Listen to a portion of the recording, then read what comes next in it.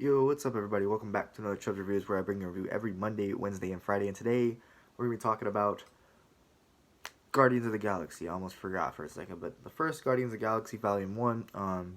Sorry, I kind of look a mess. I always look a mess, but I've been no life in some game. Check out my gaming review Friday for a game that's been literally so addicting to me and tons of fun. But anyway, today we're talking about a movie that is also really fun and kind of addicting, I guess. I don't know, I've watched it twice now.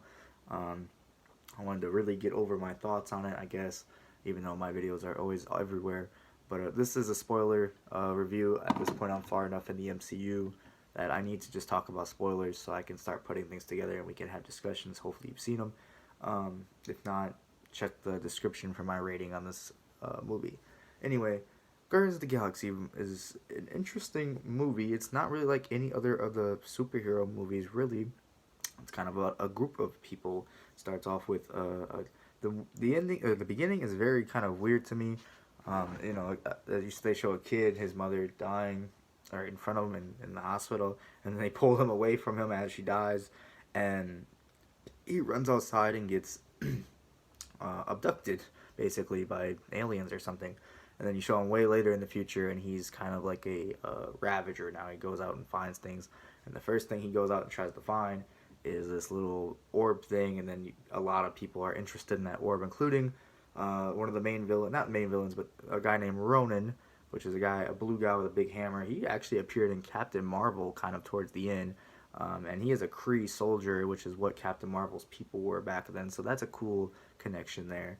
But yeah, first, so you start off with him, and this movie I knew it was going to be funny. A lot of people were saying it's one of the funniest Marvel movies. This cast is just funny.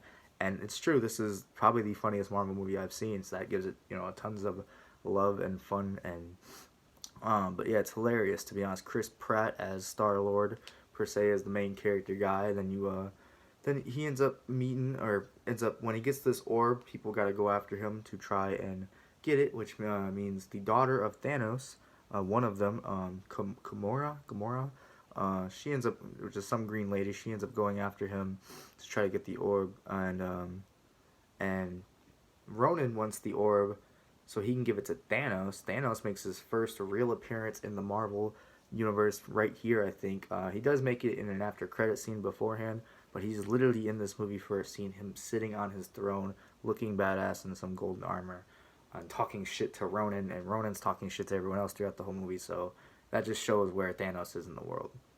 Very high up there. But yeah, there's Gamora, which is a daughter of Thanos, which you really come up quick to learn that she does not like Thanos. She actually plans on betraying Ronan and Thanos because they know they want this orb, which contains an Infinity Stone, and they want that to destroy the world, one of the Infinity Stones, to destroy a certain planet. And then there's also a raccoon-looking guy named Rocket, Rocket the Raccoon or whatever. He doesn't really like being called anything. He is what he is. He's Rocket. And Groot, voiced by Vin Diesel, saying, "I am Groot," the entire movie. Yeah. These two are bounty hunters, also after Chris Pratt character, Star-Lord. Peter Quill is his name.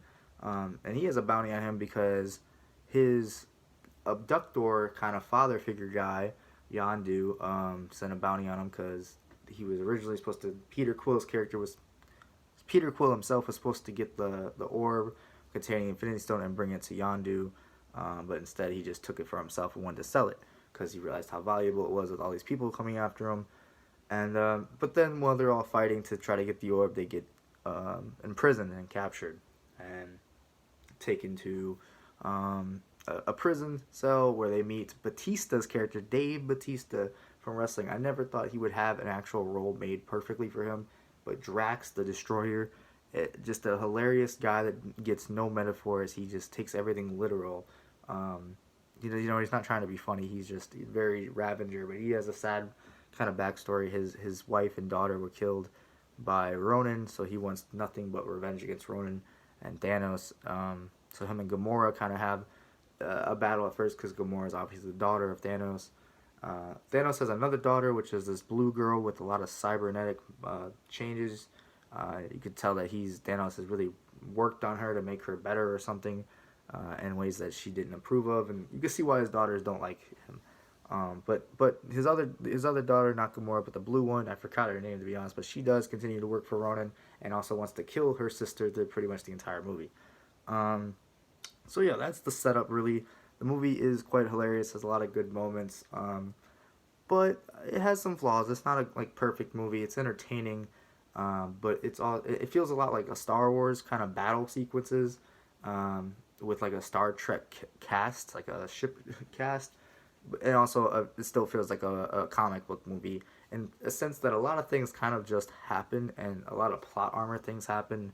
Um, like I know at the end when they're confronting Ronan, it's Drax and Ronan, and a ship comes crashing in right into both of them, but only Ronan really gets hit by it. Um, Shit like that always happens. Drax ends up drowning, and the way to get him to stop drowning is for Groot to just poke a hole in his chest. I don't know. It was just like kind of things that just happen all the time. Um, and then they kind of course, every Marvel movie, like in a kind of a row now, the Winter Soldier, Thor Dark World, and this one kind of does a fake death with Groot at the end, And it's one of the better ones, He says, I am Groot the entire movie, and then he says, we are Groot. And it's very sad, and he doesn't completely like kind of come back and like be okay. You can tell he's a little baby in the end credits, and you could tell he's gonna be in Guardians of the Galaxy 2 as a little baby and trying to sell toys and shit. But it's cute, it's cool, it's funny. I'm glad he's not dead. They don't kill main characters, at least not yet. I know they do probably in Infinity War, but not here. Not in the first movie. And this movie was really, like I just tried to explain in the first like 4 minutes of this video, it is an origin story for this group, the Guardians of the Galaxy group, for Star-Lord himself, or Peter Quill to become Star-Lord. And this movie has a lot of good things where it shows stuff in the beginning and it comes back around in the second half, kind of like Back to the Future type shit. I just think that's good directing. This movie was well directed. It just had just a lot of origin story. The villain wasn't like Ronan's cool kind of looking, but he's kind of lame at the same time. He's funny, and he's just kind of an asshole. He's just mean for me. Like he even betrays Thanos. Like, like how like I don't know how stupid you got to be. How big does your ego have to be to betray fucking Thanos, and take one Infinity Stone? It's just it didn't seem good. But I think he does end up dying. Like it looks like he dies at the end, but who knows? People always come back.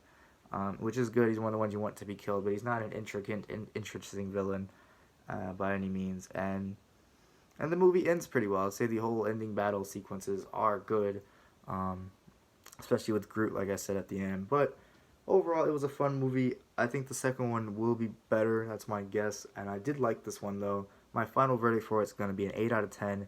Really like Guardians of the Galaxy. I'm going to watch Volume 2 right after this one. So yeah, check out for that review and a gaming review on Friday. Thank you guys so much for watching. Like, comment, subscribe. I'll see you guys in the next video.